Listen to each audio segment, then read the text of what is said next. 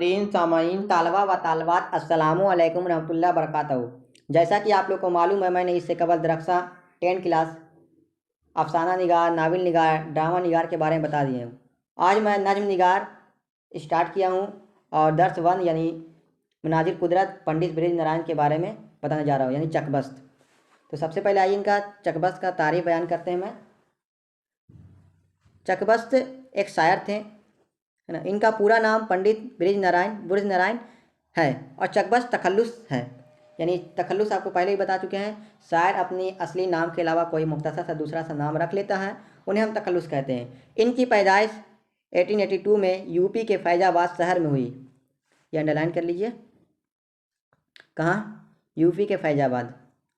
चकबस्त के आबाओ वाजिद शुरू में लखनऊ से मुताल्लिक थे, इसलिए चकबस्त ने भी लखनऊ आकर इब्तदाई तालीम हासिल किया। इनके वालिद समझिए चकबस्त से इनका ताल्लुक़ था लखनऊ से, और फिर बाद में इन्होंने लखनऊ आकर इब्तदाई तालीम हासिल किया, यानी शुरू तालीम कहाँ से? लखनऊ से हासिल की, और वहीं से बीए पास करके 1908 ईस्वी में वकालत का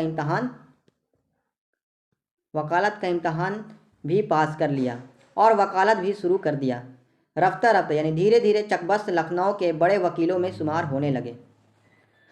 1926 ईस्वी में चकबस्त एक मुकदमा के सिलसिला में रायबरेली गए और वहां अदालत में कामयाबी से बहस करने के बाद सहपहर के बाद लखनऊ जाने के लिए स्टेशन आए और ट्रेन में ही इन पर फालिस का हमला हुआ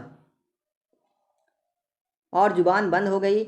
इलाज बेसुध रहा और स्टेशन पर ही चकबस्त का इंतकाल हो गया। पूछा जाएगा चकबस्त का इंतकाल कैसे हुआ, तो ब्रेन ट्यूमर यानी फालिज हुआ था। और 1926 ईस्वी में रायबरेली में। चकबस्त फितरी शायरी थे, है ना। और चुनांचा बचपन में तकरीबन 10 साल की उम्र में उन्होंने पहली गज़ल कहा, फिर पीछे मुड़कर नहीं देखा और ज़िंदगी की आखिरी सांसों तक शेर गोई में मसरूफ़ रहे। उन्होंने अपनी शायरी में नए नए ख्यालात नज़्म किए। असातिज़ा शोरा में चकबस्त आतिश के, यानी आतिश इनका उस्ताद से पूछा गया, ये मतलब शायरी में किनके शागिर्द हुए, तो आतिश के शागिर्द हैं, आतिश इनका उस्ताद हैं। गालिब और इंस के सदाई थे। चुनांचा इनके गज़लों में आतिश का रंग मुसद्दिस पिराइंस की तकलीद का रंग नुमाया है। शायरी के ख्यालात अगरचा असातिज़ा के ख्याल से मुख्तलिफ हैं, लेकिन तर्ज कलाम सलासत ज़ुबान और हुस्न तराकी में मज़कूरा असातिज़ा की तकलीद नुमाया है। उस्ताद की जमा है असातिज़ा।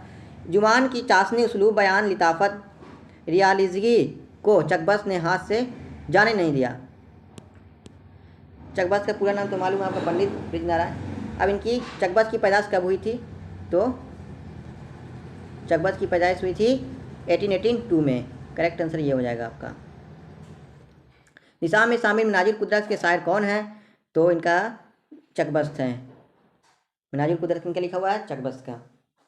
चकबस्त का इंतकाल कब हुआ, तो 1926 में, 1926। कहाँ बोला जाएगा, तो रायबरेली में। रायबरेली लिख देता हूँ।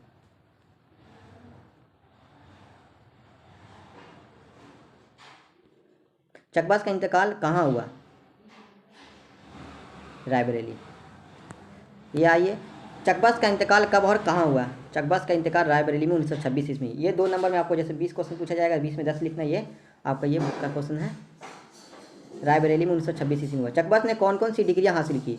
चकबस्त ने BA पास करने के बाद वकालत की डिग्री हासिल की। चकबस्त का इंतकाल किस बीमारी में हुआ, तो चकबस्त का इंतकाल दिमाग पर फालिज का हमला होने के नतीजा में चकबस्त का इंतकाल हो गया। चकबस्त की कौन सी नज़्म हमारे निसाब में शामिल है, तो चकबस्त की नज़्म मनाजिर कुदरत हमारे निसाब में शामिल है। चकबस्त का पूरा नाम क्या था, चकबस्त का पूरा नाम पंडित ब्रिज नारायण चकबस्त था। तो that's all, thank you watching my video. आइए इजी लर्निंग क्लासेस में सब्सक्राइब एंड शेयर कर दें।